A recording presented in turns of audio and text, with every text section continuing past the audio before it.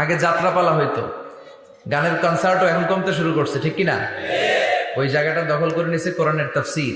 এটাই প্রমাণ করে আগামীর বাংলাদেশ ইসলামের বাংলাদেশ। চিল্লায় বলেন ঠিক কিনা? ইসলামের বিজয়কে কেউ ঠেকায় রাখতে পারবে না। ইসলামের বিজয় অবশ্যম্ভাবী। গোটা বিশ্বব্যাপী ইসলামের গণজোয়ার। ডাচ পলিটিশিয়ান একটা ইসলাম ধর্ম গ্রহণ করছে না? আগে বলতো Islam is a lie, Quran is a poison. কোরআন নাকি বিষ আর ইসলাম নাকি মিথ্যা। আল্লাহ মহাসত্যটা এখন ওর অন্তরে ঢুকাই দিচ্ছে। এরকম কত পলিটিশিয়ান, কত সিঙ্গার, কত ডান্সার, কত সেলিব্রিটি, কত ক্রিকেটার, কত প্লেয়ার, কত যুগশ্রেষ্ঠ মানুষ এরকম কালিমা পড়ে পড়ে মুসলমান হয়ে যাচ্ছে। সব নিউজগুলো আসে না, কারণ এই নিউজগুলো মিডিয়াতে কাভার হলে গোটা বিশ্বব্যাপী তোলপাড় শুরু হয়ে যাবে, ঠিক কিনা? ওরা ওই দিক দিয়ে আমাদের বিরুদ্ধে প্রচারণা চালায় যে ইসলাম মানে হচ্ছে জঙ্গিবাদ, ইসলাম মানে হচ্ছে সন্ত্রাসবাদ। এগুলো বলতে বলতে ইউরোপ আমেরিকার যে সাধারণ নাগরিক, ওদের কান ওরা ঝালাপাড়া করে ফেলছে। ইউরোপ আমেরিকার খ্রিস্টান নাগরিকরা ভাবলো ঘটনা কি, ইসলামের ব্যাপারে এত কথা কেন? What is Islam? এটা আবার কি? Let's check in Google. একটু চেক করি গুগলে, বুক ফেয়ার গুলোতে কিছু বই পড়ে দেখি ইসলাম সম্পর্কে। ওরা পড়তে শুরু করলো। আমাদের বিরুদ্ধে অপপ্রচার চালালে এটা আমাদের পক্ষের প্রচারণা হয়ে যায়, ঠিক কিনা? ওরা জানতে পড়তে শুরু করলো। অনেকে ইসলাম দ্বারা ইমপ্রেসড, অনেকে impressed, convinced. Now they accepted Islam, they converted to Islam. তারা খ্রিস্ট ধর্ম ছেড়ে দিয়ে মুসলমান হয়ে কালিমা পড়ে নিয়েছে। এই বাণীটা একটা বিপ্লবী বাণী, লা ইলাহা মুহাম্মাদুর রাসূলুল্লাহ। ঝিনুকের ভেতর লুকিয়ে থাকে যেমন মতি, ঝিনুকের ভেতর লুকিয়ে থাকে যেমন মতি, কালমা শাহাদাতে আছে আল্লাহর জ্যোতি, কালমা শাহাদাতে আছে আল্লাহর জ্যোতি। সুবহানাল্লাহ পড়ো। এটার মধ্যে একটা লাইট আছে, লাইট স্পার্ক করে, এটা জ্যোতি, এটা আল্লাহর নূর। এটা যারা অন্তরে একবার প্রবেশ করতে পারে, সে সত্য ছাড়া চোখে আর কিছু দেখে না। এই কালেমার পক্ষে শক্তি যারা, তারা সত্য আর ন্যায়ের পক্ষে। চিল্লায় বলেন ঠিক কিনা? এটা পৃথিবীর সবচাইতে শ্রেষ্ঠ জিকির, আফদলু জিকির লা ইলাহা ইল্লাল্লাহ। আবার বিশ্বনবী বললেন, মান ক্বালা লা ইলাহা ইল্লাল্লাহ সিদকান মিন কলবিহি দাখালাল জান্নাহ। অন্তর থেকে একনিষ্ঠতার সাথে একবার যে লা ইলাহা পড়বে, ওই লোকটা জান্নাতে প্রবেশ করবে। তার অপকর্মের কারণে, তার পাপের কারণে হয়তো সে পানিশমেন্ট পাবে জাহান্নামে, কিন্তু ফাইনালি সব শেষে সে জান্নাতে ঢুকবে, ঠিক কিনা? সহিহ ইবনে হিব্বান আর মুস্তাদরাকে হাকিমের এক বর্ণনা, মুসা আলাইহিস সালাম আল্লাহকে প্রশ্ন করলেন, ইয়া আল্লাহ আল্লিমনি কালিমাতান আযকুরু বিহা ওয়া আদউ বিহা। আল্লাহ, আপনি আমারে একটা কালিমা শিখান, একটা জিকির শিখান, যে জিকিরটা দিয়ে শুধু আমি আপনার জিকির করব। এই জিকির কেউ জানবে না, শুধু জানবো আমি আর আপনি। সুবহানাল্লাহ পড়েন। আল্লাহ বললেন, ইয়া মুসা ইকরা লা ইলাহা ইল্লাল্লাহ। মুসা তুমি পড়ো লা ইলাহা ইল্লাল্লাহ। মুসা আলাইহিস সালাম বললেন, আল্লাহ বলছি এমন জিকির যেটা আমি আর আপনি ছাড়া কেউ জানবে না। লা ইলাহা এটা তো জাতীয় জিকির, এটা তো ইন্টারন্যাশনাল জিকির, এটা তো সবাই জানে। আমি তো চেয়েছিলাম এক্সক্লুসিভ একটা। আল্লাহ বললেন, মুসা লা ইলাহা ইল্লাল্লাহর চেয়ে শ্রেষ্ঠ জিকির আমার কাছে নাই। আমি আল্লাহর দেয়া সর্বশ্রেষ্ঠ জিকির হচ্ছে লা ইলাহা ইল্লাল্লাহ। লাউ তাদাউ লা ইলাহা ইল্লাল্লাহ ফি কাফফা ওয়াস সামাওয়াতু ওয়াল আরদু ফি কাফফা। ও মুসা, সাত আকাশ সাত জমিন যদি দাঁড়িপাল্লার এক পাল্লায় রেখে দাও, আর লা ইলাহা আরেক পাল্লায় রেখে দাও, লা রাজাহাত কাফফাতু লা ইলাহা ইল্লাল্লাহ। মুহূর্তেই লা ইলাহার পাল্লাটা ভারী হয়ে যাবে। এটা একটা বিপ্লবী বাণী, এটা ভিক্ষা করার বাণী নয়। জুমার নামাজের পরে একটা টাকা দিয়া যান, আমি গরিব ইনসান, আছে না নাই? আখিরাতে সওয়াব পাইবেন পাহাড়ের সমান। আর জিকির ধরে লা ইলাহা ইল্লাল্লাহ। অনেকে মনে করে এটা ভিক্ষা করার জিকির, কপাল পোড়া। আমরা ভিক্ষার সাথে এটাকে জুড়ে দিয়েছি। এটা একটা বিপ্লবী বাণী। এই বাণীর অর্থ, এটার ইম্পর্টেন্স, এটার সিগনিফিকেন্স আর তাৎপর্য যে বুঝে, সে আল্লাহ ছাড়া কারো সামনে মাথা নত করতে পারে না। চিল্লা এখন ঠিক কিনা? তাফসীর ফি জিলালিল কুরআনের রচয়িতা সৈয়দ কুতুব শাহী, নাম শুনছেন? গোটা বিশ্বব্যাপী তার নাম আর ডাক। তিনি ফি জিলালিল কুরআন লেখে গোটা বিশ্বের যুবকদের অন্তর কাঁপিয়ে দিয়েছিলেন। এই সমাজে তিনি জাহালাত দেখে এই জাহালাতের বিরুদ্ধে কলম ধরেছেন। আর যুগশ্রেষ্ঠ তাফসির রচনা করেছেন, তাফসির ফি জিলালিল কোরআন। এটার অনেক ভাষায় ট্রান্সলেশন হয়েছে, বাংলায় পাওয়া যায়, খুব সম্ভব আল কোরআন একাডেমি লন্ডন এটা ট্রান্সলেট করেছে। তো উনি এই কালিমার পক্ষে থাকার কারণে, ইসলামী আন্দোলনের কারণে তৎকালীন প্রেসিডেন্ট জামাল আব্দুল নাসের ওনাকে ফাঁসি দেওয়ার আদেশ দিয়েছে, ফাঁসির কাস্টে ঝুলিয়ে মৃত্যুদণ্ডের অর্ডার করেছে। তো জেল কোডের নিয়ম অনুযায়ী যাদেরকে ফাঁসি দেওয়া হবে, হ্যাঙ্গিং করা হবে, হ্যাঙ্গিং করার ঘন্টাখানিক আগে ওই কারা কর্তৃপক্ষ থেকে নিয়োগ দেয়া জেলখানার ইমাম সাহেব এসে তাদেরকে লা ইলাহা পড়ায়। কি পড়ায়? লা ইলাহা ইল্লাল্লাহ পড়ায়। তো সৈয়দ কুতুব শাহিদ উনিও যখন ওনাকে ফাঁসির কাজটা ঝুলানো হবে, ওই মুহূর্তে জেল কোডের নিয়ম অনুযায়ী ইমাম সাহেব এসে সৈয়দ কুতুব সাহিবকে বলতে আরম্ভ করলো যে আমি আপনাকে কালিমা পড়াতে এসেছি, আপনি পড়েন লা ইলাহা ইল্লাল্লাহ। সৈয়দ কুতুব শাহিদ বললেন, আমারে কালিমা শিখাতে এসো না, আমি কালিমা খুব ভালো জানি। যে কালিমা তুমি ফাঁসির আসামিদেরকে পড়ানোর কারণে মান্থলি বেতন পাও, ওই কালিমার ব্যাখ্যা করার কারণে আমাকে ফাঁসির কাস্টে ঝোলা লাগছে। তুমি কালিমা পড়াও, তুমি বেতন নাও, আর আমি কালিমার ব্যাখ্যা করার কারণে আমার ফাঁসি হয়, তার মানে তোর কালিমা আর আমার কালিমা এক কালিমা না। কালিমার মধ্যে পার্থক্য আছে না নাই? ইমানের মধ্যে পার্থক্য আছে না নাই? যে ইমানে প্রয়োজনে জ্বলে ওঠে না, যে ইমান সত্য ন্যায়ের কথা বলে না, যে ইমানে প্রয়োজনে জ্বলে ওঠে না, যে ইমান সত্য ন্যায়ের কথা বলে না, যে ইমান বাস্তবে নাই, যে ইমান অন্তরে নাই, মুখে শুধু ফাঁকা বলি, কি করে তারে বলো ইমানে বলি,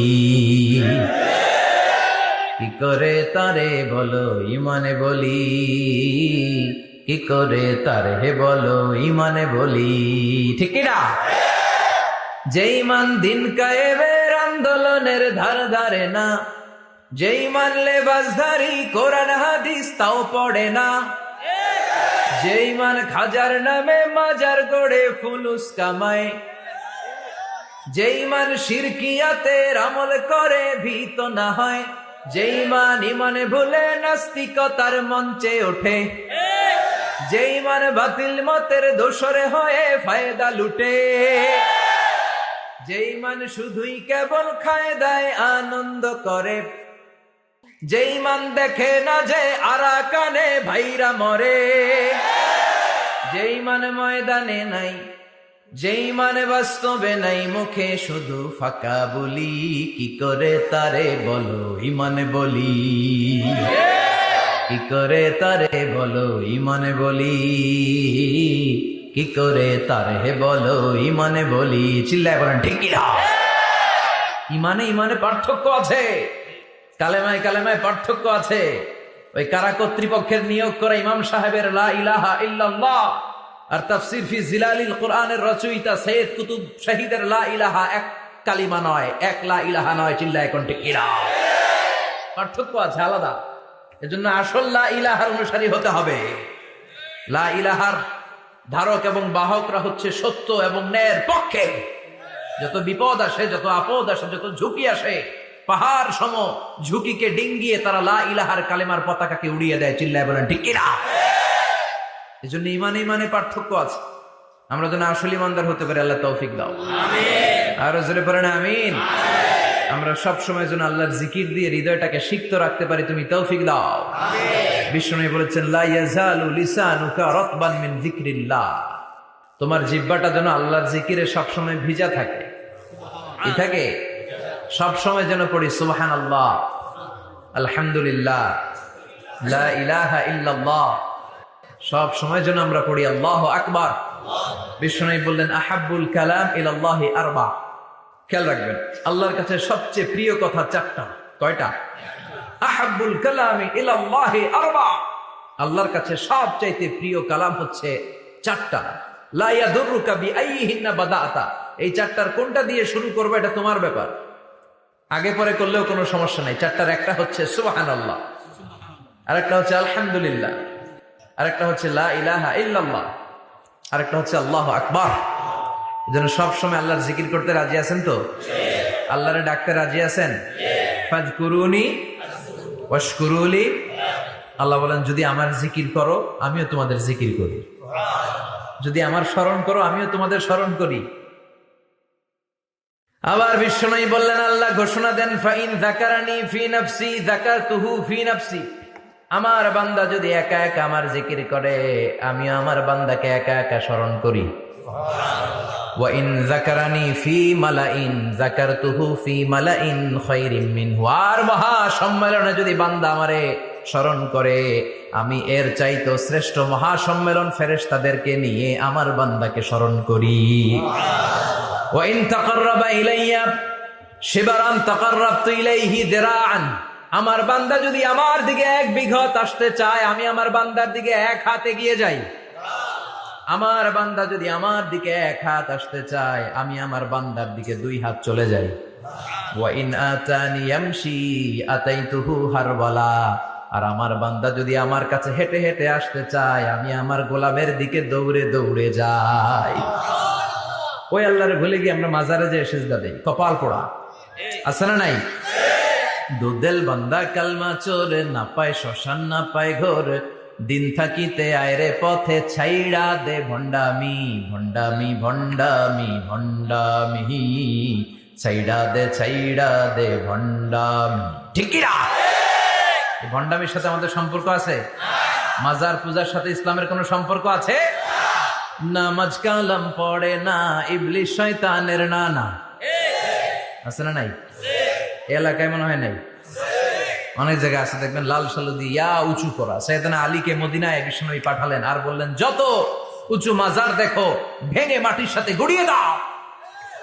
কবরস্থান উঁচু হবে না, কবর হবে সমান। এটাকে সেফটি দেওয়ার জন্য, সিকিউরিটি দেওয়ার জন্য আপনি চারদিকে সিম্পল বেড়া বা দেয়াল দিতে পারেন, যাতে গরু ছাগল যে এই কবরের অসম্মান না করে। আমরা আশরাফুল মাখলুকাত, আমরা বেঁচে থাকলেও যেমনি সম্মান আছে আমাদের, মরে গেলেও সম্মান আছে না নাই? আল্লাহ বললেন, ওয়ালাকাদ কাররামনা বনি আদম। আমি বনি আদমের সম্মান বাড়িয়ে দিয়েছি। জীবিত অবস্থায় যেমনি সম্মান, মরে গেলেও সম্মান। ঠিক কি না? বিশ্বনবী দেখলেন একটা লাশ যাচ্ছে, লাশ দেখে নবী দাঁড়িয়ে গেলেন। সাহাবারা বললেন, ইয়া রাসূলুল্লাহ ইন্নাহু ইয়াহুদি, এটা ইহুদির লাশ। দাঁড়ালেন কেন? বসেন। বিশ্বনবী বললেন, আওয়ালাইসাত নাফসান, এটা কি মানুষ না? এটা হোক না ইহুদি, হোক খ্রিস্টান, হোক নাস্তিক, এটা তো মানুষ। আমি তো মানুষকে সম্মান দিয়েছি। I have dignified the status of the sons of Adam. আমি বনি আদমের সম্মানকে বাড়িয়ে দিয়েছি। সবার উপরে মানুষ সত্য, তাহার উপরে নাই। এজন্য কবরকে সিকিউরিটি দিতে হবে, কিন্তু গম্বুজ বানানো যাবে? লাল সালু দেয়া যাবে? মাজারে আগরবাতি দেয়া যাবে? মোমবাতি, মশারি। অনেক মাজারের উপরে লম্বা মশারি টাঙানো আছে না নাই? ওর বাবারে মশাই কামড়ায়, কত বড় ডাকাত। তো মশাই যদি নিচ থেকে তাড়াইতে না পারে, ও তোমারে কি করবে? কথা বলেন। মশা তাড়াতে পারে না নিজের গা থেকে, তোমারে কি বাঁচাবে? দেখবেন যে লোকটা মাজারে মশারি দেয় ওর বাবার ডেঙ্গু জ্বর, ওর বাপেরে মশাই খায়, ওর মারে মশাই খায়। গোটা বিশ্বের সবগুলো আল্লাহর ওলি যদি একটা গ্লাসের পানিতে ফু দেয়, আর আপনার মা যদি আপনার মাথার মধ্যে হাত বুলিয়ে দেয়, আপনার মা যদি আপনার বুকে একটা ফু দিয়ে দেয়, সব পীর সাহেব একদিকে, মায়ের দোয়া আরেকদিকে। মায়ের দোয়া মুহূর্তে আল্লাহর আরশে পৌঁছে যাবে। এজন্য বিশ্বনবী বলতেন, সালাসু দাওয়াতিন মুস্তাজাবা, 3টা দোয়া আল্লাহ কবুল ফিরিয়ে দেন না। 1 নম্বরে হচ্ছে দাওয়াতুল মুসাফির, সফর অবস্থায় দোয়া করলে কবুল করে কে? আল্লাহ। 2 নম্বরে দাওয়াতুল মাজলুম, অত্যাচারিত ব্যক্তির দোয়া কবুল করে কে? আল্লাহ। 3 নম্বরে দাওয়াতুল ওয়ালিদাইনি লিওয়ালাদিহি, মা বাবা যখন হাত তুলে ছেলে মেয়েদের জন্য আল্লাহর কাছে দোয়া করে, ওই দোয়াটাও কবুল করে কে? আল্লাহ। মাজারে মশারি দিবেন? লাল সালু দিবেন? আগরবাতি, মোমবাতি, কোন মানত? মাজারে মানত করা যায় না। ইন্নী নাযারতু লিররহমানি সাওমা, মানত করতে হয় রহমানের নামে। মানত হবে একজনের নামে, চিল্লায় বলেন তিনি কে? আল্লাহ। এজন্য মাজারে কিছু দেয়া যাবে না। এই ভণ্ডামি গোটা বাংলাদেশ ব্যাপী। আমরা বলে যাচ্ছি যতটুকু শুধরানোর শুধরাবে। হেদায়েত দেওয়ার মালিক একজন, চিল্লায় বলেন তিনি কে? আল্লাহ। অনেক পীর আছে এরকম ভণ্ড পীর, সারা বছরে নাকি একবারও গোসল করে না। 365 দিনে ওর গোসলের রুটিন একদিন। আর ওই একদিনের গোসলের পানি মুরিদরা সব খাইয়া শেষ করে ফেলা। নাউজুবিল্লাহ কইবেন না? নামাজ কালাম পড়ে না, ইবলিশ শয়তানের নানা, ধর্মের একখান খুঁটি ধইরা কয়দিন করবা হয়রানি। ভণ্ডামি ভণ্ডামি ভণ্ডামি, ছাইড়া দে ভণ্ডামি। দোদেল বান্দা কালমা চোর, না পায় শ্মশান না পায় ঘোর, দিন থাকিতে আয়রে পথে ছাইড়া দে ভণ্ডামি। ভণ্ডামি ভণ্ডামি ভণ্ডামি, ছাইড়া দে ভণ্ডামি। চিল্লায় বলেন ঠিক কিনা? এগুলোর সাথে আমাদের কোনো সম্পর্ক নেই। ইসলাম হচ্ছে সহজ। আদ-দীনু ইউসরুন লা উসরা ফি। আদ-দীনু ইউসর, দিন সহজ। এত জনের কাছে যাওয়া লাগবে না, আপনি ওই জেলায় যে ওই মাজারে মানত করা লাগবে না, আপনার সিলেটে যাওয়া লাগবে না, আপনার খানজানাইলের কাছে যাওয়া লাগবে না, আপনার কোথাও যাওয়া লাগবে না। আপনি বাড়ির পাশের মসজিদে পড়ে সেজদা দেন, মুহূর্তে দোয়া কবুল করে নিবে কে? রব্বুল আলামিন বলে, গোলাম আমারে ডাকস না কেন? তোর ডাকে সাড়া দেওয়ার জন্য আমি 24 আওয়ার্স রেডি। দুনিয়ার বুকে কোনো বিষয় নিয়ে যদি আমরা বারবার যাই, দুনিয়াতে লোকজন রেগে যায়, ঠিক কিনা? আমি ওনার কাছে গেলাম, ভাই আজকে একটা বিপদে পড়ছি, 500 টাকা দেন, দিয়ে দিল। এরপরের দিন আবার গেলাম, দিল। পরশু দিল, তরশু গেলে শেষা দিয়ে দিল, একটা মাইট দিয়ে দিল, ঠিক কিনা?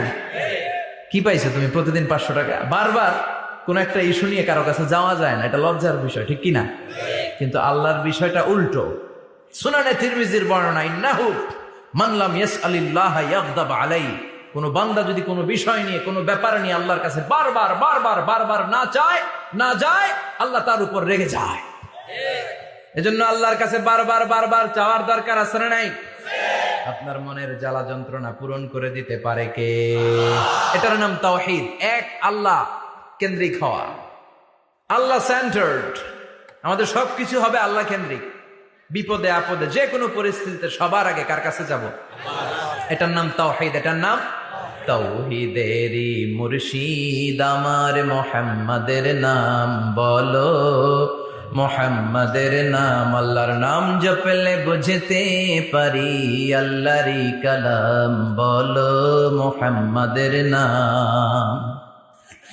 ওই নামেরই রশি ধরে যায় আল্লাহর পথে, ওই নামেরই ভেলায় চড়ে ভাসি নূরের স্রোতে, ওই নামের বাতি জেলে দেখি আরশের মুকাম বলো, মুহাম্মাদের নাম। সবাই পড়েন, তাওহীদেরই মুর্শিদ আমার মুহাম্মাদের নাম বলো, মুহাম্মাদের নাম। আল্লাহর নাম জপলে বুঝতে পারি, আল্লাহরই কালাম বলো, মুহাম্মাদের নাম। চিল্লায় পড়েন আমিন।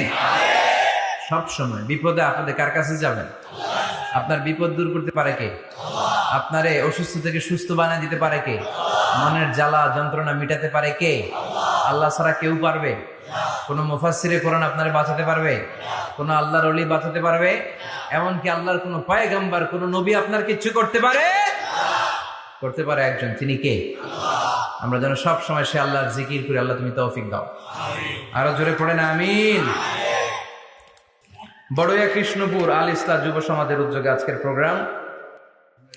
আজকের প্রোগ্রামের প্রধান অতিথি জনাব মোহাম্মদ ইমাম হোসেন সরকার, চেয়ারম্যান 1 নং সুহিলপুর ইউনিয়ন আসছিলেন, তাই না? সালাম দিয়ে গেছে। ওয়ালাইকুম আসসালাম। আলাইহিস সালাম। আমার আগে কথা বলেছেন আল্লামা শাইখুল ইসলাম শাইখ, চমৎকার কথা বলেছেন। আমি শুনছিলাম যে সৈয়দনা ইব্রাহিম আলাইহিস সালাম অনেক ইন্টেলেক্ট খাটিয়ে, এটাকে বলে রেশনাল অ্যানালজি খাটিয়ে উনি finally he got his Lord, তিনি আল্লাহকে পেয়েছেন, তাই না? এই ওয়াজ করছে না? তিনি চাঁদ দেখে ভাবলেন, এত সুন্দর চাঁদ, এটাই মনে হয় আমার রব। হাযা রব্বি, এটার তাফসীর হচ্ছে হাযা রব্বি, কি রে এটা কি আমার রব? চাঁদ চলে গেল, তারা আসলো, ভাবলেন তারা তো আরো সুন্দর, মনে হয় এটাই আমার রব। তারাও নাই, দ্বিপ্রহরের জল জলে সূর্য দেখে তিনি নিশ্চিত এটা মনে হয় আমার রব হবেই। কিন্তু বিকেলবেলা সূর্যও নাই। মনে মনে ভাবলেন, আমার রব তো আমার ছেড়ে পালাতে পারে না, সব সময় আমার রব আমার সাথে আছে না নাই? তখন তিনি বললেন, ওয়াজ্জাহতু ওয়াজহিয়া লিল্লাযী ফাতারাস সামাওয়াতি ওয়াল আরদা হানিফান ওয়া মা আনা মিনাল মুশরিকিন। এমন দিকে আমি মুখ ফিরালাম, আমি চাঁদের দিকে মুখ ফিরাই না, আমি তারার দিকে মুখ ফিরাই না, আমি দ্বীপ প্রহরের জলজলে সূর্যের দিকেও মুখ ফিরাই না। আমি এমন রবের দিকে মুখ ফিরাই যিনি সব সময় থাকেন, সব কিছু দেখেন, তিনি সব করতে সক্ষম। চিল্লায় বলেন ঠিক কিনা? ওমা আনা মিনাল মুশরিকিন। তিনি অ্যানাউন্স করে দিলেন, আমি মুশরিক নই, আমি তাওহীদের ধারক এবং বাহক। আমরা যেন তাওহীদের পক্ষে থাকতে পারি, শিরকের বিপক্ষে থাকতে পারি। আল্লাহ তৌফিক দাও। আরো জোরে পড়েন আমিন। আরো অনেক গণ্যমান্য লোকজন এসেছেন। সৌজন্য ছিল মাতৃভূমি হজ কাফেলা। অনেক গণ্যমান্য লোকজন এসেছেন, আমার বাবার বয়সী, আমার নানার বয়সী, যেহেতু আমার নানার শ্বশুর বাড়ি, কোনো না কোনো ভাবে সবাই আত্মীয়, ঠিক কিনা? আল্লাহ সবাইকে কবুল করুক।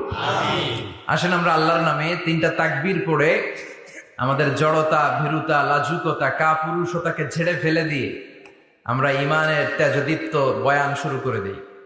আমরা আল্লাহর নামের তিনটা তাকবীর পড়বো। প্রথম তাকবীর পড়বো যারা বিবাহিত আছি তারা, দ্বিতীয় পর্যায়ে পড়বো অবিবাহিতরা, তৃতীয় পর্যায়ে সবাই মিলে। রাজি আছেন তো? বিবাহিত কারা কারা আসছেন হাত দেখান আমারে। মাশাআল্লাহ, আসছে অনেক, হাত নামান। অবিবাহিত কারা কারা আসছে দেখি। যারা চালাক আছে দুই হাত করে তুলতেছে, দুই হাত করে তুলছে এরা, এক হাত করে তুলো। মা এর সব অবিবাহিত, এই দুষ্টগুলা সব একসাথে থাকে। আল্লাহ এদেরকে ইসলামের জন্য তুমি কবুল করো। আমিও যুবকদের ভালোবাসি বেশি, যুবকরাও আমারে ভালোবাসে বেশি। আল্লাহ এই ভালোবাসাগুলো যেন কোরআনের জন্য হয়, ইসলামের জন্য হয়। আল্লাহ এই যুবকদেরকে সাইয়েদনা হামজার মতো কবুল করো, ওমরে ফারুকের মতো ইসলামের সৈনিক হিসেবে কবুল করে নাও। হাত নাও। তো আমি লিল্লাহি তাকবীর বললে বিবাহিতরা প্রথমে পড়বেন আল্লাহু আকবার, দ্বিতীয় পর্যায়ে আমি লিল্লাহি তাকবীর পড়লে অবিবাহিতরা পড়বেন আল্লাহু আকবার। দেখি আমার নানার শ্বশুরবাড়ির এলাকার লোকদের কাদের গলায় জোর বেশি, বিবাহিতদের না অবিবাহিতদের? বড়ুয়া কৃষ্ণপুরে বিবাহিতদেরকে আঞ্চলিক ভাষায় আপনারা কি বলেন? বিয়াইতা। একই, অনেক জায়গায় বলে বিয়াতা। তারপর নোয়াখালীতে না কোন জায়গায় শুনলাম বিইতি, বিইতি আর আবিইতি। এখানে বিয়াইতা আর আবিয়াইতা। তো শুরুতে বিবাহিতরা তাকবীর পড়বেন। শুরুতে বিবাহিতরা রেডি হয়ে যান। আপনারা রেডি? আপনারা প্রথমে তাকবীর পড়েন, লিল্লাহি তাকবীর। মাশাআল্লাহ। এবার অবিবাহিতদের পালা।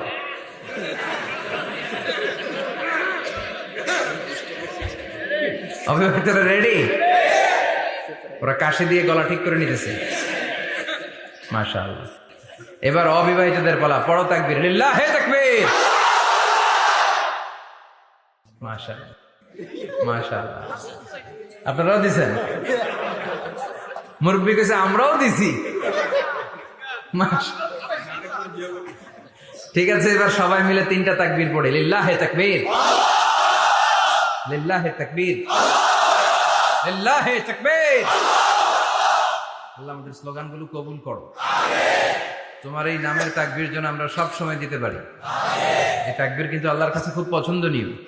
আমি একটু আগে বলছিলাম না যে আহাব্বুল কালামি ইলাল্লাহি আরবা, আল্লাহর কাছে সবচেয়ে প্রিয় বাক্য চারটা, এর মধ্যে একটা হচ্ছে আল্লাহু আকবার। চারটার একটা কি? সব সময় এই তাকবীরের সাথে থাকবেন তো? যারা এই তাকবীর পড়ে তাদের সাথে থাকবেন সবাই। আল্লাহ তৌফিক দাও। আমি আমার খুতবার শুরুতে সূরাতুত তাকাসুরের প্রথম 2 আয়াত তেলাওয়াত করেছি। এই সূরার মধ্য দিয়ে আল্লাহ তাআলা কি মেসেজ আসলে আমাদেরকে দিতে চাইলেন আমি আপনাদের সাথে অল্প কিছু সময় শেয়ার করবো ইনশাআল্লাহ। পড়ে এই সূরার মূল মেসেজ হচ্ছে আমরা এই পৃথিবীতে থাকতে আসিনি, চলে যাব আমরা। কেউ আমরা থাকতে পারবো? We have to go back to you Lord. We have to go back to our Lord. আমাদেরকে আমাদের রবের কাছে ফিরে যেতে হবে। নাকি আজীবন থাকবেন? কথা বলেন। চলে যেতে হবে। কখন যে কে চলে যায় তার কোনো ঠিক নাই। হ্যাঁ, কেউ জানি না, কিন্তু এতটুকু জানি যে চলে যাব। গত কয়েকদিন আগে এদেশের আপকামিং একজন ইয়াং স্কলার হুট করে চলে গেলেন। নাম শুনছেন? কি নাম? হ্যাঁ, শাহাদাত ফয়সাল। আমাদের বয়সী বা আমাদের চেয়ে ছোট। আপকামিং মধ্যম পন্থার একজন আলেম ছিল, চলে গেল। অনেক আশা ভরসা ছিল অনেকের তার উপর যে সে he is an upcoming scholar, সে মধ্যমপন্থী। ডক্টর আব্দুল্লাহ জাহাঙ্গীর স্যারের নাম শুনেছেন? ভাল লাগে না কথাগুলো শুনলে? হৃদয়টা ঠান্ডা হয়ে যায়। কারো পক্ষপাতিত্বে যায় না, যেটা হক, যেটা সমাজের জন্য কল্যাণকর সেটার কথা বলে। এই মাঝামাঝি থাকতে পারাটা সবচেয়ে কঠিন, ঠিক কিনা? আল্লাহ বলেছেন ওয়াকাযালিকা জাআলনাকুম উম্মাতান ওয়াসাতান লিতাকুনু শুহাদা আলান নাস, তোমাদেরকে হতে হবে উম্মাতান ওয়াসাতান, মধ্যমপন্থী উম্মাত, মাঝামাঝি থাকতে হবে। কিন্তু আমরা এদেশে মার্জিনালাইজ করে ফেলি, বুঝতে পেরেছেন? এক প্রান্তে চলে যায়। যারা চরমনায়ের মুরিদ অন্যদেরকে আর দেখা যাবে না, যারা সরসিনার মুরিদ এরাই সব, অন্যদিকে যাওয়া যাবে না। যারা জামায়াত ইসলাম অন্যদিকে আর যাওয়া যাবে না। যারা হেফাজতে ইসলাম অন্য কারোর মধ্যে আর হক নাই। যারা আহলে হাদিস এরা তো সব নিয়েই গেছে, সব হক সুন্নাহ এদের কাছে, কারো মুখের কোনো কথা এদের কাছে কোনো দাম নাই। আপনি যত হকের কথা বলেন এদের দলই নাকি ঢুকতে হবে। তো আমার এই দেশে সুন্নি ভাইরা গালি দেয় আহলে হাদিস বলে, আবার আহলে হাদিসরা আমার গালি দেয় সুন্নি বলে, বুঝতে পেরেছেন? মাঝামাঝি থাকাটা এই বাংলাদেশে খুব কঠিন, কিন্তু আপনাকে মাঝামাঝি থাকতে হবে। আপনাকে ওয়াসাতিয়ার পদ্ধতিতে আসতে হবে, উম্মাতান ওয়াসাতা, মাঝামাঝি। মাঝামাঝি ডানেও না বায়েও না, সিরাতুল মুস্তাকিমে ডান বাম নাই, এটা সোজা। এই রাস্তা একবার যদি উঠে যান এই রাস্তা শেষ হয়ে যাবে জান্নাতুল ফেরদাউসের ভিতরে, চিল্লায় বলেন ঠিক কিনা? এই জন্য আমরা যেন মিডল পাথ ধরি, আমরা যেন কট্টর না হই, আমরা যেন মাঝামাঝি হই। আপনি তাবলিগ করতে পারেন, করেন, খুব ভালো। তাবলিগের ভাইদের একটা ভালো গুণ হচ্ছে নিজের খেয়ে নিজের পরে ইসলামের দাওয়াত দেয়, ঠিক কিনা?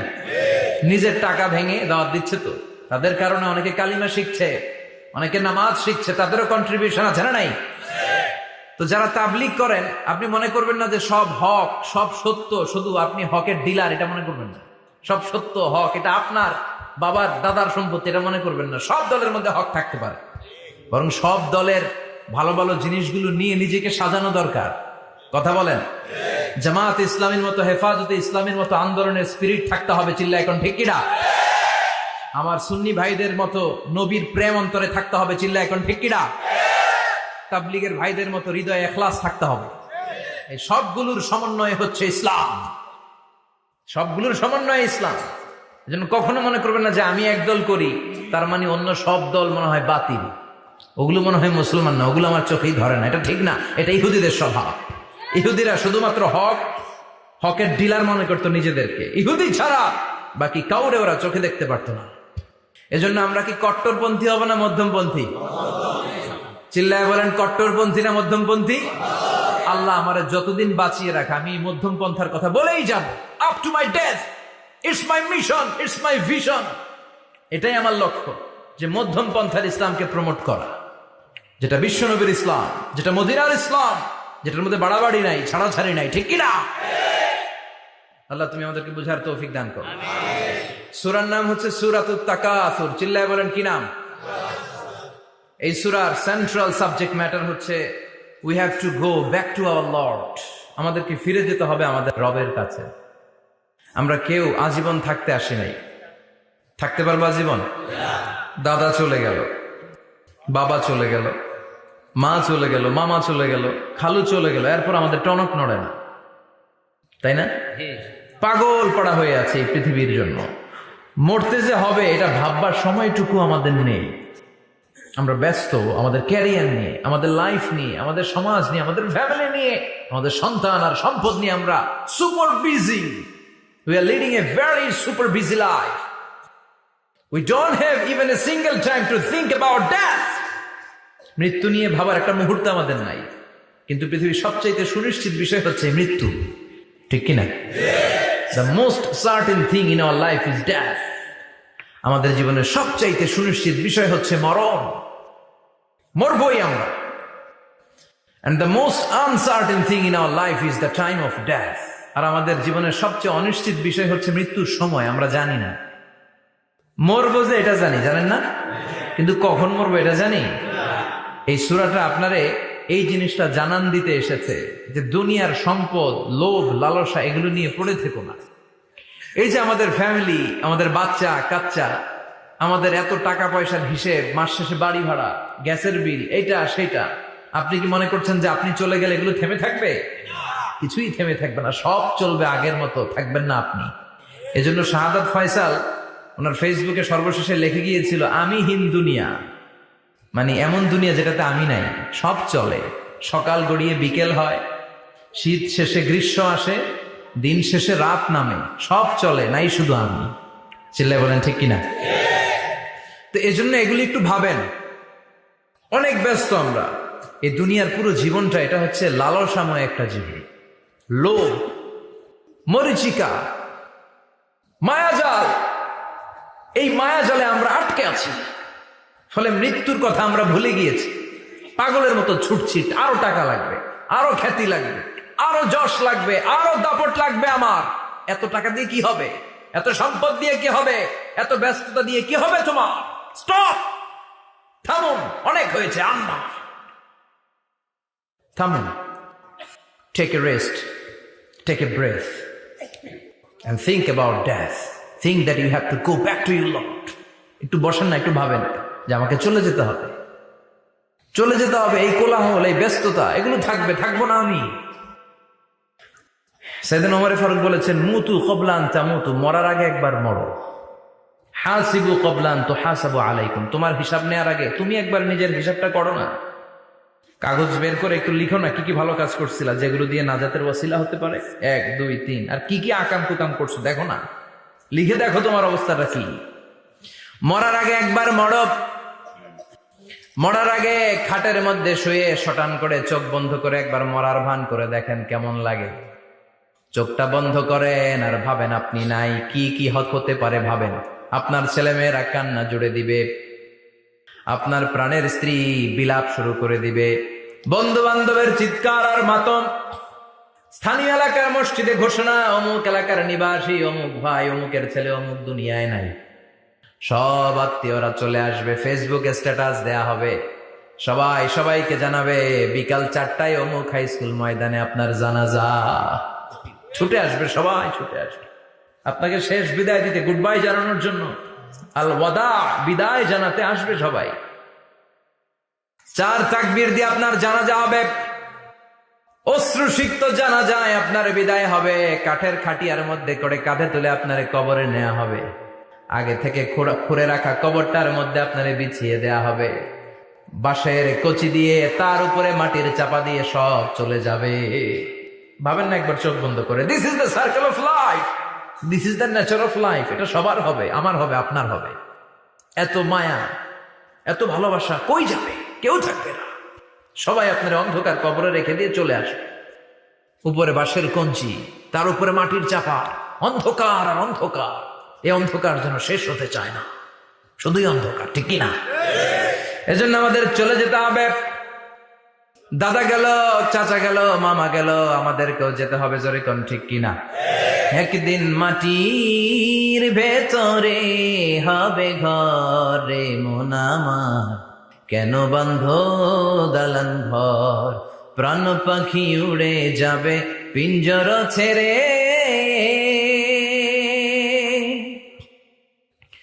ধরা ধামে সবই রবে তুমি যাবে চলে, বন্ধু বান্ধব যত মাতা পিতা দ্বারা সুত সবই হবে তোমার পরে, মন আমার কেন বান্ধ দালান ঘর, একদিন মাটির ভেতরে হবে ঘরে মন আমার, কেন বান্ধ দালান ঘর, ঠিক কিনা? সব করে থাকবে, চলে যেতে হবে আমাদেরকে। এজন্য আখিরাতের কথা যেন আমাদের স্মরণ হয়। বিষ্ণুই বলতেন, নাহাইতুকুমান জিয়ারাতুল কুবুর, আমি তোমাদেরকে কবর জিয়ারত করতে আগে নিষেধ করতাম, কিন্তু এখন নিষেধাজ্ঞা প্রত্যাহার করে নিলাম। এখন সব সময় তোমরা কবরের সামনে যাবা আর জিয়ারত করবা। কবরস্থানে জানতো বড়ুয়া কৃষ্ণপুরের এই গ্রামের কবরস্থান আছে? কোন দিকে? পূর্ব দিকে আছে, গোখরার জলের ওদিকে। যান আপনারা?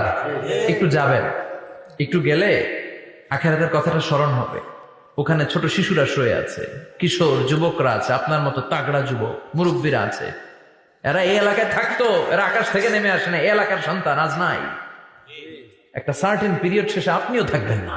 This is the nature of life, this is the circle of life. ছোট্ট শিশু হয়ে এসেছিলেন, শৈশব, কৈশোর, যৌবন, প্রৌঢ়ত্ব, আগে ছিলেন সিঙ্গেল, বিয়ে করে হয়ে গেলেন ডবল, এরপরে আল্লাহ আপনাকে একটা মেয়ে দিল, এরপরে মেয়েকে বিয়ে দিয়ে শ্বশুর হলেন, এরপরে ওই মেয়ের ঘরে সন্তান হতে নানা হলেন। আর কতদিন? অনেক দিন হলো তো, অনেক লম্বা সময় পেয়েছেন আপনি। Think about that. এবার যাওয়ার কথা ভাবেন, আখিরাতের সামানের কথা ভাবেন, ফিরে যেতে হবে। কি শক্তিশালী যুবক, বার্ধক্য চলে আসলে লাঠি ছাড়া চলতে পারে না।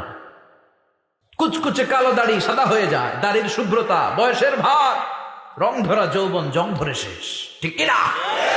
This is the circle of life. যুবক ভাইয়েরা, এটাই জীবন, চলে যেতে হবে, কেউ থাকতে পারবে না, ঠিক কিনা? এটা রিমাইন্ডার আল্লাহ এই সূরার ভেতরে দিয়েছেন যে তোমাদেরকে ফিরে যেতে হবে, এই লোভ লালসা ছেড়ে দাও। রব্বুল আলামিন বলেন, আলহাকুমুত তাকাসুরু হাত্তা যুরতুমুল মাকাবির। ও গোলাম, দুনিয়ার সম্পদ, লোভ লালসা তোদেরকে পাগল বানিয়ে দিয়েছে।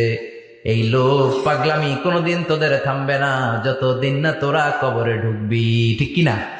কার কথা? আল্লাহ বললেন, দুনিয়ার সম্পদ আর লোভ আর মোহে তোমরা গাফেল হয়ে গিয়েছো। আখিরাতের কথা বেমালুম তোমরা ভুলে গিয়েছো, কিন্তু আখিরাতে তোমাদের যেতেই হবে, কবরের বাড়িতে তোমাদের ঢুকতেই হবে, ঠিক কিনা? যেতেই হবে, আমরা ভুলে যাই।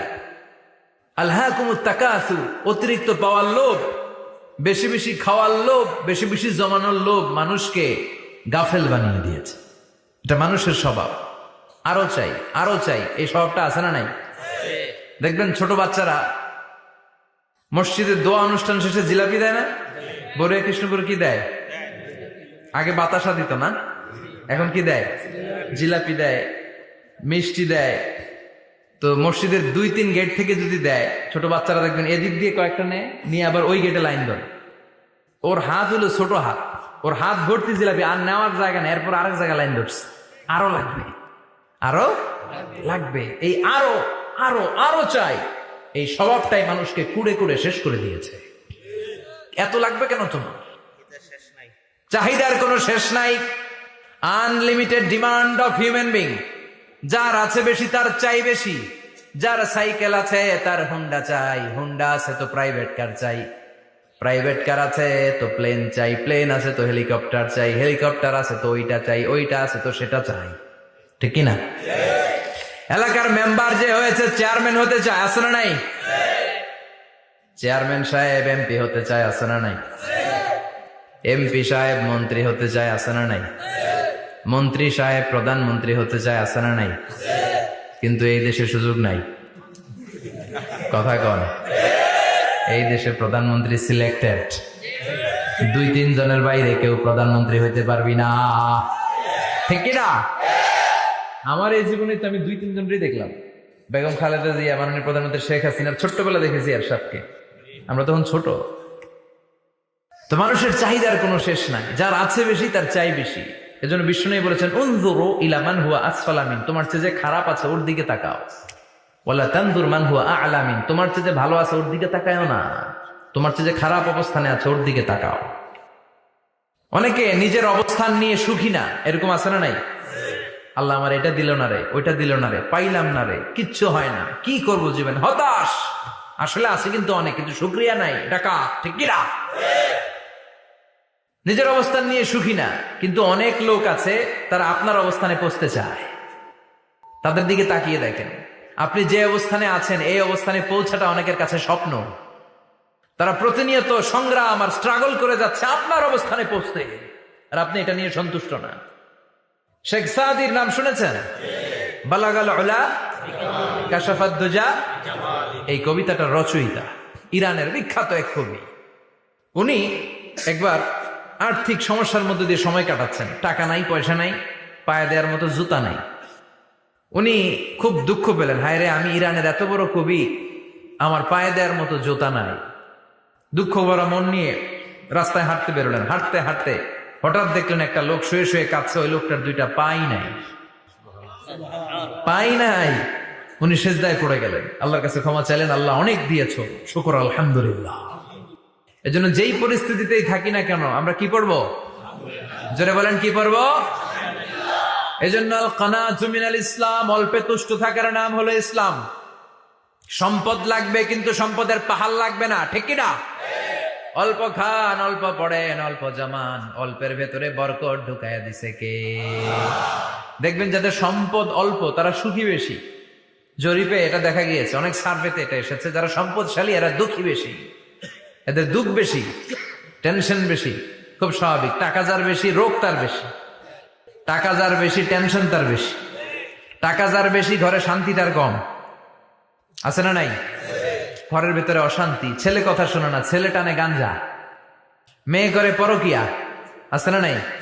স্ত্রী কথা শোনে না, ভালোবাসা নাই, ঘরটা জাহান্নামের টুকরা। রোগ বালাই, এক একটা হসপিটাল বিল পরিশোধ করতে মাসে 5 লাখ 10 লাখ। আছে না নাই? কিছু খেতে পারে না, ডাক্তার একেবারে ডায়েট মেনু বেঁধে দিয়েছে।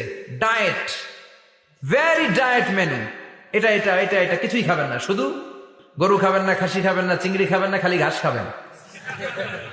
ইচ্ছে মতো ঘাস খাবেন, মানে ঘাস জাতীয় যত আইটেম আছে সব খাবেন, শাক খাবেন, সবজি খাবেন, সালাদ খাবেন। গরু, চিংড়ি, মুরগি, গোশত, ইলিশ কিছু খেতে পারে না।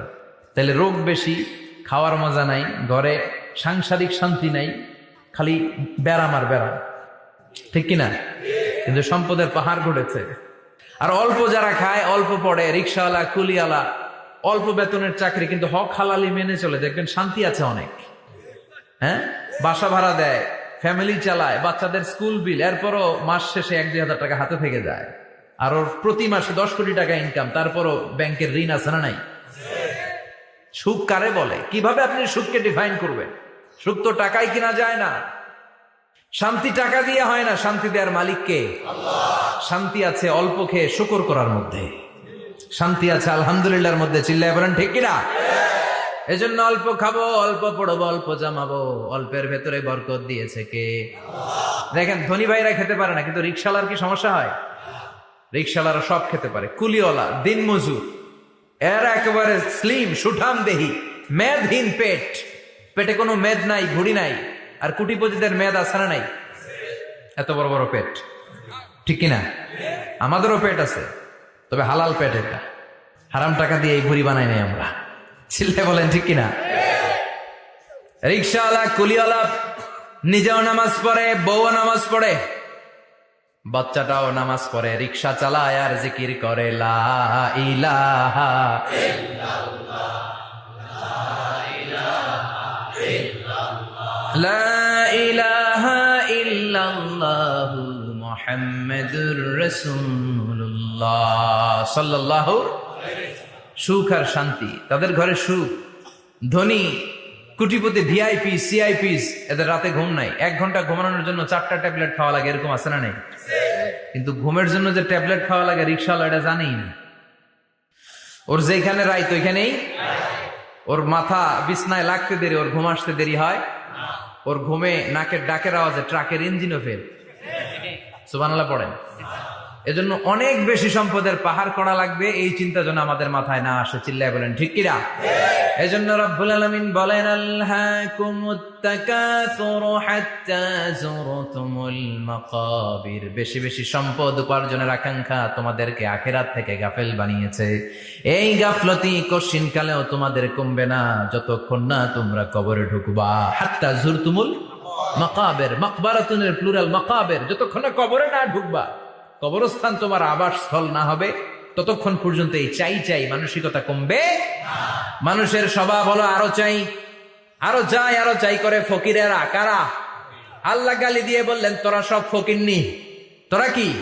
ইয়া আইয়ুহান নাসু আনতুমুল ফুকারাউ ইলাল্লাহ ওয়াল্লাহু হুয়াল গনিয়ুল হামিদ। সুবহানাল্লাহ পড়েন। আল্লাহ ডেকে বললেন, গোলাম আনতুমুল ফুকারা ইলাল্লাহ, তোমরা সবাই ফকির, ধনী হলো একজন, তিনি কে? আল্লাহ শুধু ধনী। আর মানুষের স্বভাব হচ্ছে আরো চাই, আরো চাই। ওর 2 তলা বিল্ডিং, আমার 3 তলা লাগবে। ওর 2টা গাড়ি আছে, আমার 3টা লাগবে। আছে না নাই? বিশ্বনবী বললেন, কিয়ামতের আগ দিয়ে মানুষের মধ্যে আকাঙ্ক্ষায় প্রতিযোগিতা বেড়ে যাবে, প্রতিযোগিতামূলক টেন্ডেন্সি। কার চেয়ে কে বড় হতে পারে, কার চেয়ে কে বেশি টাকার পাহাড় বানাতে পারে। আছে না নাই? বিশ্বনবী বললেন, ওয়া আনতারাল হুফাতাল উরাতাল আলাতা রিয়া আশ-শাইয়াতা তাওয়ালুনা ফিল বুনিয়ান। কিয়ামতের আগে এমন কিছু লোক যাদের গায়ে দেওয়ার মতো জামা ছিল না, পায়ে দেওয়ার মতো জুতা ছিল না, পেটে দেওয়ার মতো খাবার ছিল না, সমাজের কেউ তাদেরকে চিনতো না। হঠাৎ করে এই লোকগুলো ধনী হয়ে যাবে। And they will start to construct, they will compete to construct high rises building in the cities. শহরে গ্রামে এরা বড় বড় বিল্ডিং বানানো শুরু করবে। এই উঁচা উঁচা বিল্ডিং আমাদের সমাজে আছে না নাই? কৃষ্ণপুরে 2 তলা 3 তলা বিল্ডিং আছে নি? আছে। আজ থেকে 20 বছর আগে ছিল? আমি তো 20 বছর আগে যখন আসছি কিছুই ছিল না, খালি পানি আর পানি। আর এখন 2 তলা 3 তলার অভাব নাই। গরিপুর পাশে না আপনাদের? এদিকে গরিপুর, গরিপুরে যে বিল্ডিং আছে বাংলাদেশেও নাই, ঠিক কিনা?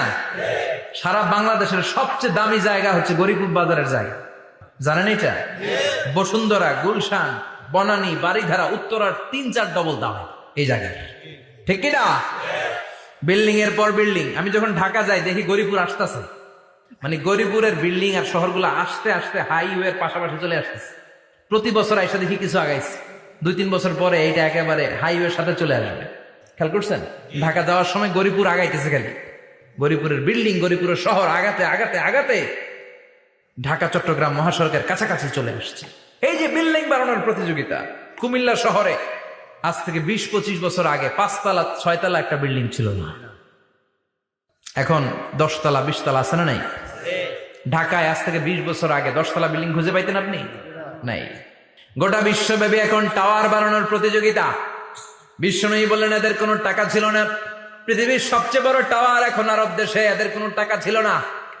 আরব দেশের সৌদি আরব, কাতার, কুয়েত, বাহরাইন এখন স্বর্ণ আর তেলের খনি পেয়ে আল্লাহরে ভুলে যায়। এদের খাওয়ার মতো কিছু ছিল না। এদেরকে আমার দাদারে শুনতাম বলতো কামলিওয়ালা বলতো। কি বলতো? এদেশে আসতো জায়নামাজ, তসবিহ ছড়া, খেজুর টেজুর বিক্রি করার জন্য। এরা জেলে পাড়ার লোক ছিল।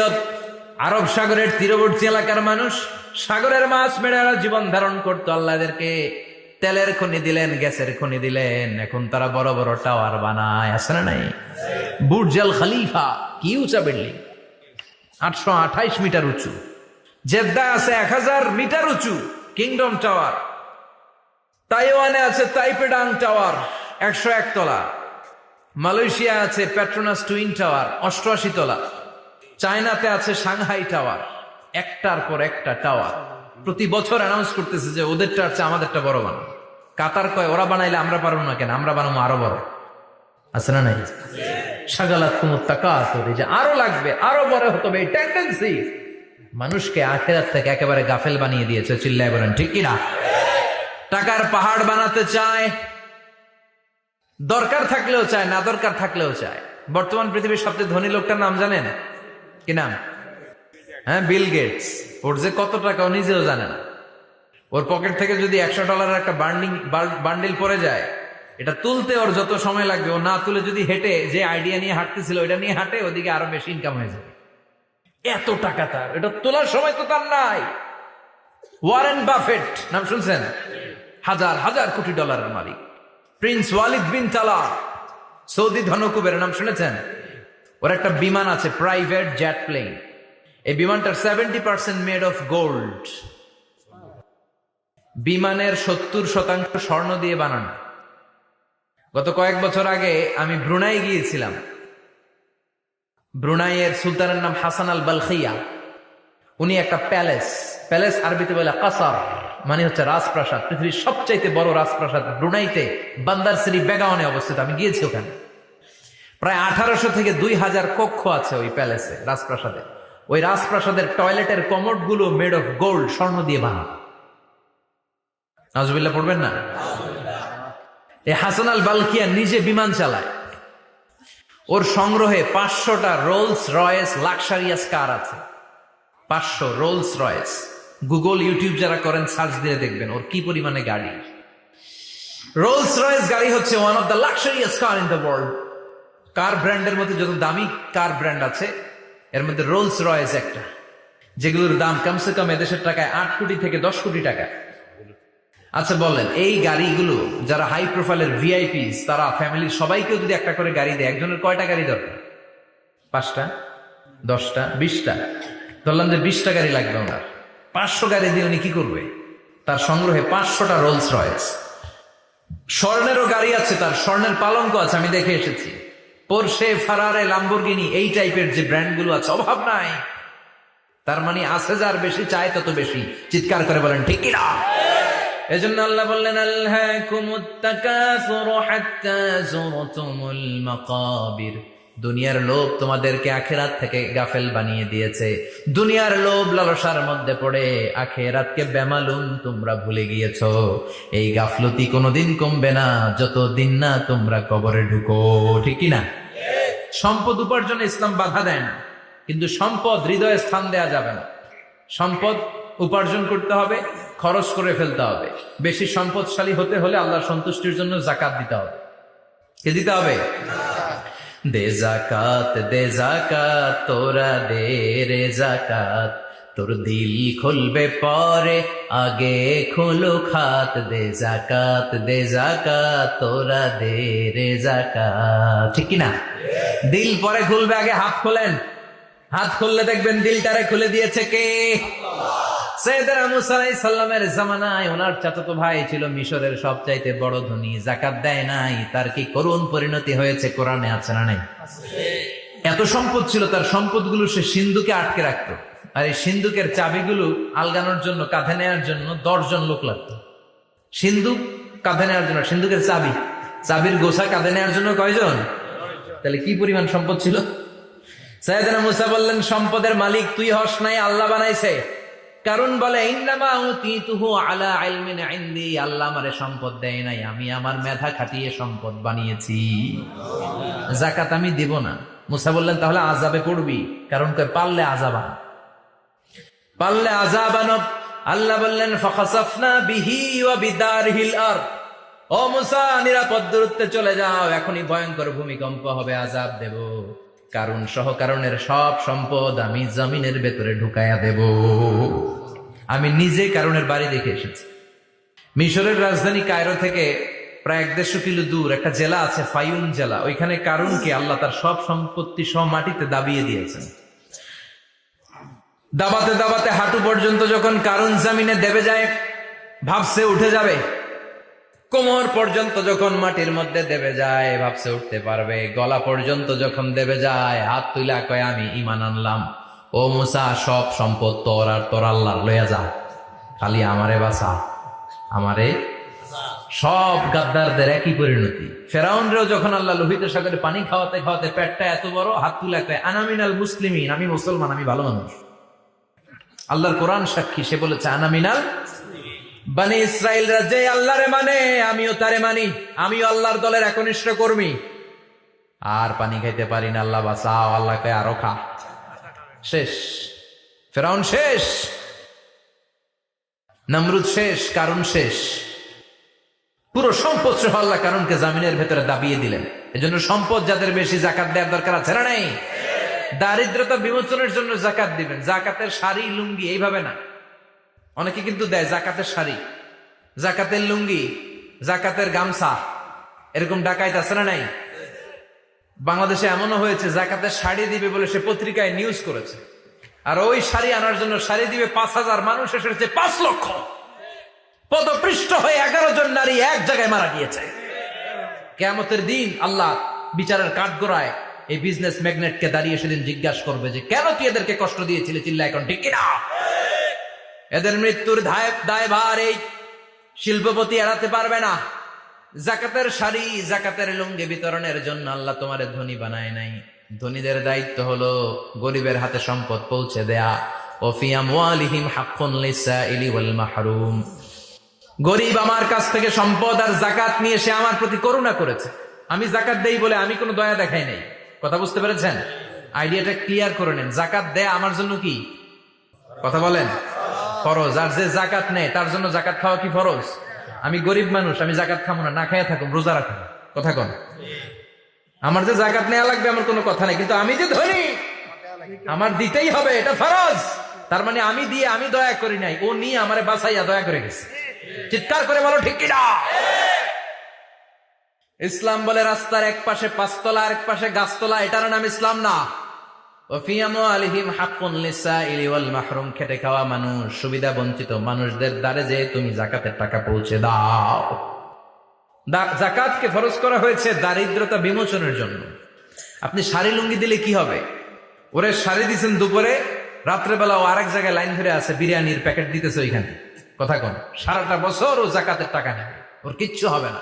বরং এমন কিছু তাকে করে দিতে হবে যেটা দিয়ে সে ফ্যামিলি লিড করতে পারে। একটা সিএনজি কিনে দেন, ওই ফ্যামিলিতে কোনো যুবক থাকলে সিএনজি চালায়া, অটো চালায়া ফ্যামিলিটারে চালান। একটা টঙের দোকান করে দেন, চায়ের দোকান, চা বিক্রি করে ফ্যামিলিটারে চালাবে। অস্ট্রেলিয়ান একটা গাই কিনে দেন, গরুর দুধ বিক্রি করে তার ফ্যামিলি চলবে। কিংবা মাছের একটা খামার করে দেন, মুরগির খামার করে দেন, ঠিক কিনা? ওমরে ফারুক বলতেন, এমন ভাবে জাকাত দাও যাতে করে যাকে জাকাত দিয়েছে জীবনে কোনোদিন সেজন্য আর কারো কাছে যে হাত পেতে জাকাতের জন্য দাঁড়িয়ে না থাকে। এই বিধানটা কার? এজন্য আল্লাহ বললেন, আলহাকুমুত তাকাসুরু হাত্তা যুরতুমুল মাকাবির। দুনিয়ার লোভ লালসা তোমাদের কমবে না যতদিন না তোমরা কবরে ঢুকো। কার কথা? চিল্লায় বলেন কার? এজন্য দুনিয়ার প্রতি যে আমাদের লোভ, এটা কি বাড়াইতে হবে না কমাইতে হবে? এই দুনিয়ার জীবন এটা ক্ষণিকের। আমাল হায়াতুদ দুনিয়া ইল্লা মাতাউল গুরুর, এটা ভোগের সামগ্রী, আজ আছে কাল না, এটা হাতের ময়লা। দুনিয়ার এই জীবনের দৃষ্টান্ত হচ্ছে 4টা স্বর্ণের টুকরা আর 3টা লাশের মতো। স্বর্ণের টুকরা 4টা, চিৎকার করে বলেন তো কয়টা? লাশ 3টা, জোরে বলেন কয়টা? অনেক অনেক আগের যুগের 3 জন যুবক জীবিকার তাগিদে তারা বের হয়েছে কর্মসংস্থান করে খাবে। প্রতিমধ্যে তারা গুপ্তধন পেয়েছে, স্বর্ণের বার পেয়েছে, তো বড় বড় 4টা পেয়ে তারা মহা খুশি। আমাদের আর কাজ করা লাগবে না, এগুলো বেচে আজীবন খাবো, সুখে থাকবো। তো 3 জন মিলে বললো 4টা স্বর্ণের টুকরা 3 জনের মধ্যে ভাগ করে দেওয়ার আগে একজন এক কাজ কর, বাজার থেকে কিছু রুটি নিয়ে আয়, খুব ক্ষুধা লেগেছে, খেয়ে নেই। একজনরে রুটি আনতে পাঠিয়ে 2 জন মিলে ভাবে, ওইটারে যদি মেরে ফেলতে পারি তাহলে তো তোর আর আমার মধ্যে কোনো ঝামেলা নাই। স্বর্ণের টুকরা কয়টা? তুই নিবি 2টা, আমি নেব 2টা। আর যেটারে রুটি আনতে পাঠাইছে ওইটা মনে মনে ভাবতেছে রুটির মধ্যে বিষ মিশাই নিয়ে যাবো। কি মিশাবো? বিষ খাইয়া ওটা শেষ, সবগুলো আমার। তো বিষ মিশাই নিয়ে আসছে, আর আগের পরিকল্পনা অনুযায়ী এই 2 জন মিলে তাকে নৃশংসভাবে হত্যা করেছে। হত্যার পরে কয়, প্রচন্ড ক্ষুধা লাগছে, লো আগে খাইয়া লই। 2 জন মিলে বাজার থেকে আনা বিষ মাখানো রুটি খেয়ে ওই 2টাও শেষ। স্বর্ণের জায়গায় স্বর্ণ পড়ে আছে, স্বর্ণগুলো নেয়ার মতো মানুষ আর নাই, ঠিক কিনা? এজন্য মানুষের এই চাহিদা কমবে না। বিষ্ণু বলেন, লাউ আন্না লিকুল্লি ইবনে আদম ওয়াদিয়ান মিন যাহাব আহাব্বা আই ইয়াকুনা ইলাইহি ওয়াদিয়ান। আল্লাহ প্রত্যেককে, আমাদের প্রত্যেককে যদি একটা করে স্বর্ণের পাহাড়ের মালিক বানিয়ে দেয়। কয়টা করে পাহাড় দেখছেন কোনদিন? কই দেখছেন? চিটাং গেছিলেন? এই চট্টগ্রামে গেলে দেখা যায় কি পাহাড়। এই একটা পাহাড় স্বর্ণের, একটা স্বর্ণের পাহাড়ের মালিক যদি আমাদের এক একজনকে বানায় দেওয়া হয়, এরপর আমরা চাবো আরেকটা স্বর্ণের পাহাড়ের মালিক কেমন করে হওয়া যায়। আচ্ছা বলেন তো, একটা স্বর্ণের পাহাড় আমার 14 পুরুষ বিক্রি করে খাইলেও শেষ করতে পারবো এটা? তো আরেকটা কেন লাগবে আমার? ওয়ালাই আমলা আফাহু ইল্লা তুরাব। বিষ্ণু বলেন, কবরের মাটি যতক্ষণ না তোর মুখে না ঢুকবে, তোর এই চাওয়া চাওয়া খাই খাই সব বন্ধ হবে না। এজন্য আল্লাহ বললেন, আলহাকুমুত তাকাসুরু হাত্তা যুরতুমুল মাকাবির। দুনিয়া তোমাদেরকে গাফেল বানিয়ে দিয়েছে, গাফলতি কমবে না যতদিন না কবরে ঢুকো। কবরে ঢুকা লাগবে, কবরে ঢুকা লাগবে না? কবরে আমাদেরকে যেতেই হবে, যেখানেই থাকেন। কবরের প্রশ্ন আছে না নাই? অনেকে বলে, হুজুর বিমান হামলায় মারা গিয়েছে, বিমান জ্বলে পুড়ে ছাই হয়ে গিয়েছে, তার কবর কোথায়? তার আত্মাটা যেখানে আছে ওই জায়গায় প্রশ্ন আছে না নাই? অনেকে বলে, হুজুর সাগরের মধ্যে পড়ে মারা গিয়েছে, তিমি মাছ খেয়ে ফেলেছে, তার কোনো অস্তিত্ব নাই, কিন্তু তার রুহুটা আছে না নাই? প্রতিটা রুহু সংরক্ষণ করে কে? প্রত্যেকটা আত্মা আল্লাহর কাছে সংরক্ষিত থাকে। প্রতিটা রুহু, প্রতিটা মানুষ মালাকুল মউতকে দেখতে পায়। আপনিও দেখবেন, আমিও দেখব।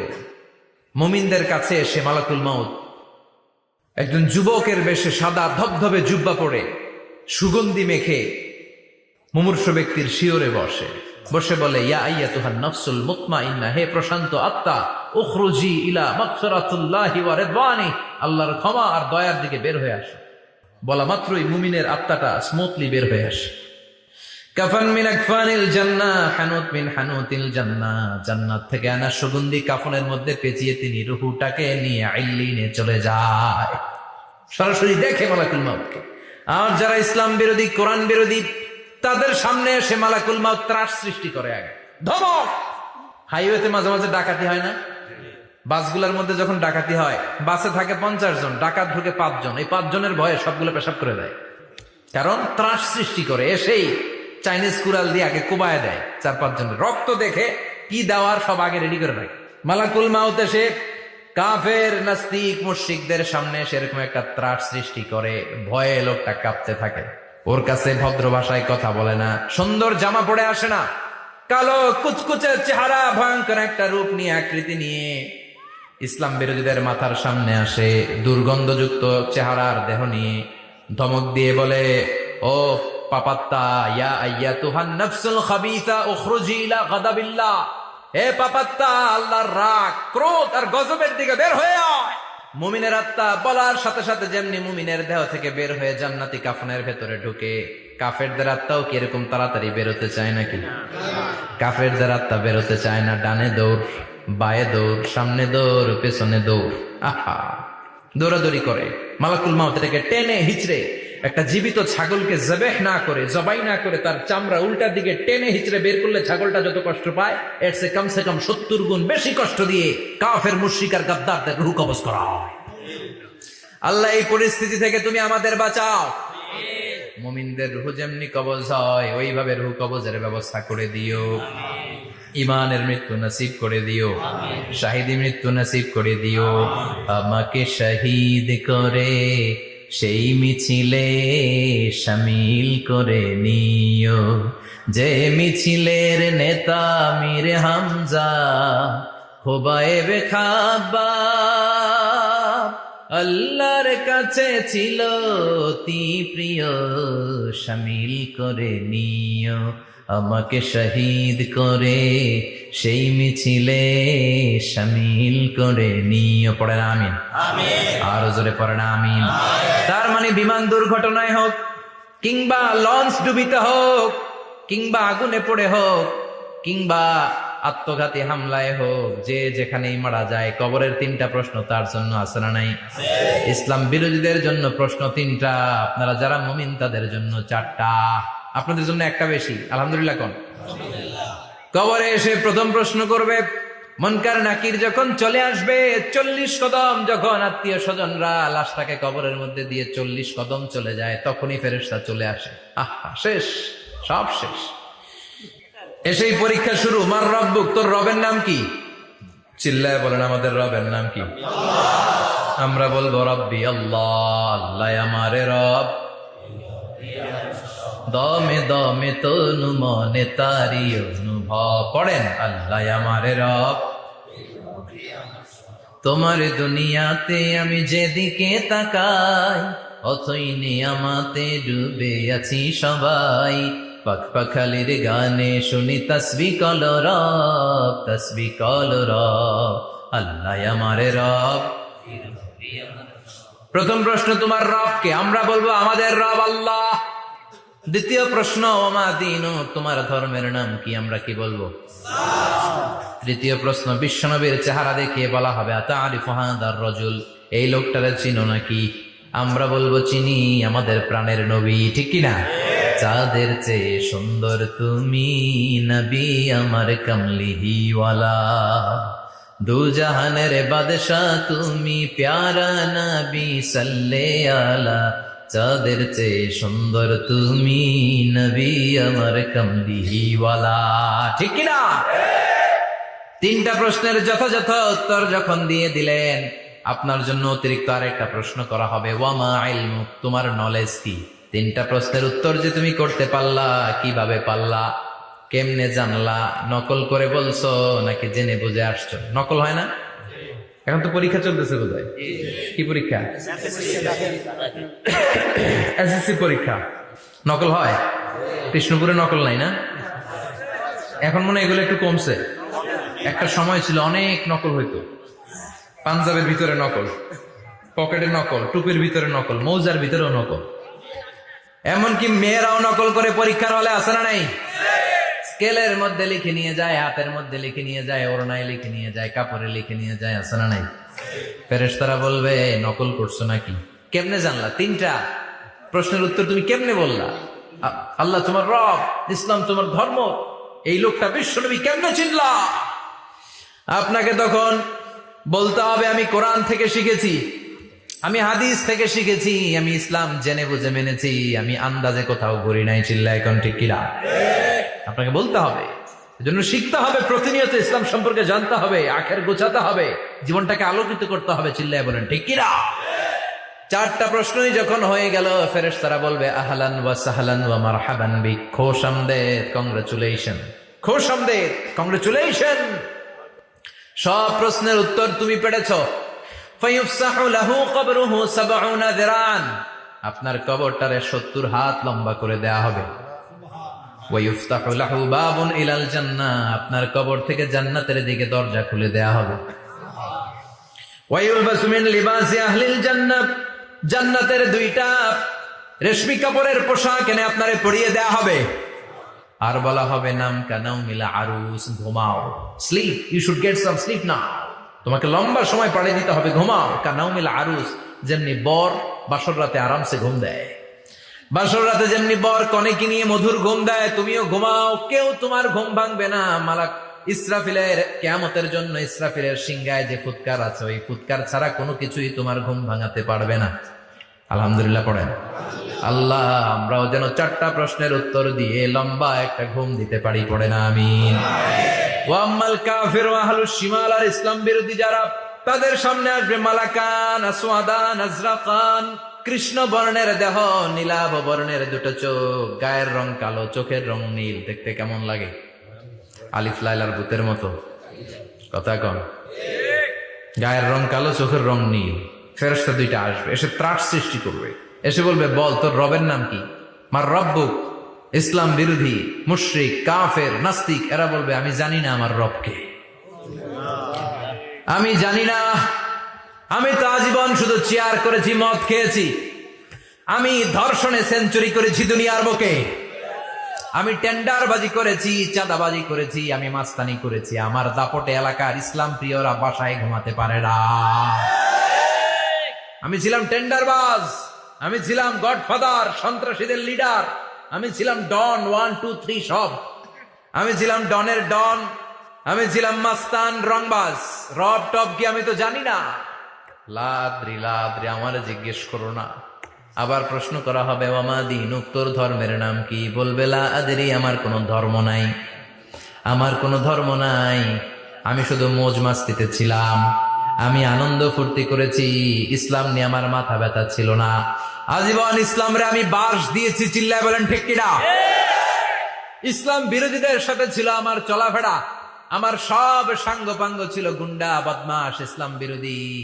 রব কি, ইসলাম কি, এগুলো আমি জানি না। আমার এগুলো জিজ্ঞেস করো কেন? ধর্ম কি আমি জানি না, আমি কিচ্ছু মনে করতে পারছি না।